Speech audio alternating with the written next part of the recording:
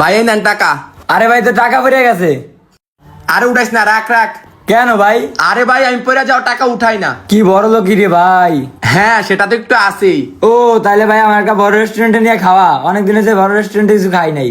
আচ্ছা ভাই তুই এখানে দাঁড়, আমি আব্বাতে টিয়া লয়ে আই। ঠিক আছে ভাই। আব্বা। হ্যাঁ। আব্বা আমার 500 টাকা লাগবে, 500 টাকা দেন। 500 টাকা? হ্যাঁ। আরে 500 টাকা তো আমার কাছে নাই, 200 টাকা আছে, ধর 200 টাকা নে। না আমার 500 টাকা লাগবে, 500 টাকাই দেন। ও 500 টাকাই লাগবো না? আচ্ছা তুই ওই জায়গায় যা বহ, আমার মালিক এখন আসবে, তার কাছ থেকে আরো 300 টাকা লইয়া 500 টাকা পুরো তোরে দিতাছি। আচ্ছা ঠিক আছে।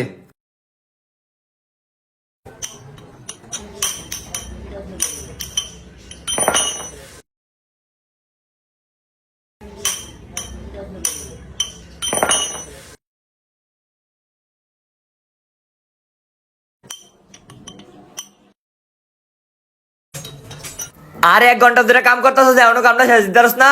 মালিক কাজ তো ঠিক মতোই করতে আসি। আরে তুই তো এটা সকাল তুই করতে আসছ, দেওস না কতটি খারাপ রয়েছে মোটরসাইকেল, তাড়াতাড়ি কর।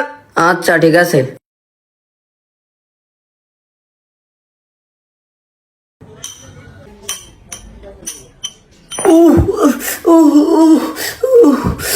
আরে আব্বা কি হয়েছে? আরে আব্বা কি হয়েছে? কি হয়েছে? কি হয়েছে?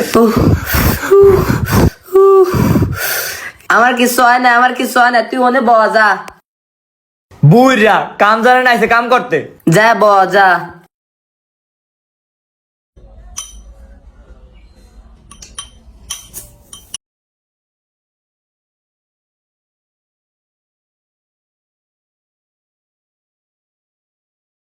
মালিক আমার 300 টাকার প্রয়োজন। কি টিয়া লাগবো? কালকে তো তোর বেতন দিয়ে দিছি, আজকে আবার 300 টিয়া চাই। আগে পুরা কাম শেষ কর, তারপর দিতাছি তোর 300 টিয়া, তাও আবার তোর বেতনের তোর কাটমু।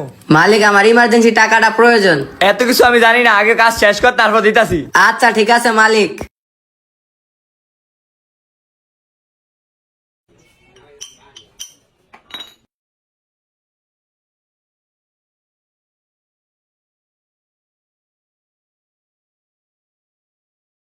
মালিক কাম শেষ।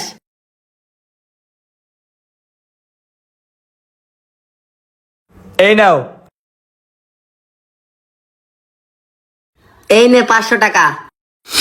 আমার লাগবে না টাকা।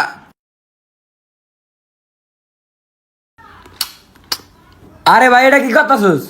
আরে ভাই আজকের আগে আমি জানতাম না টাকা কামাইতে কত কষ্ট। আজকে আমি আমার বাইরে দেখছি কত কষ্ট করে টাকা কামায়, আজকেই আমি বুঝছি যে টাকা কামাইতে এত কষ্ট হয়।